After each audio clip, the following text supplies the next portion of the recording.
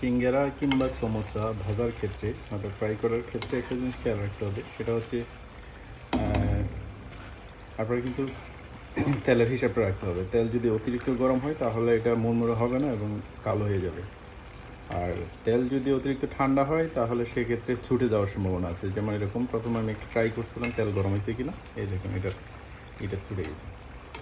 তো ঠিক এরকমভাবে খেয়াল করতে হবে। নর্মাল হিটে একদম এরকম হিটে এই আঁশের মধ্যে এটাকে আস্তে আস্তে আলতু করে নেড়ে চেড়ে তারপরে ক্রিস্পি করে নামিয়ে নিতে হবে। আশা করি বুঝতে পারছেন, কারণ এই রেসিপিটা হচ্ছে এই সিঙ্গারা সমোসা কিন্তু একই নাস্তার মধ্যে জগতে একেবারে সেন্সিটিভ একটা নাস্তা। সো এদিকে খেয়াল রাখতে হবে।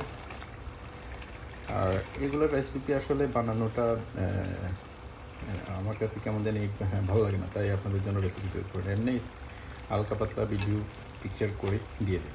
ধন্যবাদ, সবাইকে ভালো থাকবেন। আর কারো যদি রেসিপি লাগে অবশ্যই আমার কমেন্ট বক্সে কমেন্ট করবেন, দিয়ে দেবো ইনশাআল্লাহ।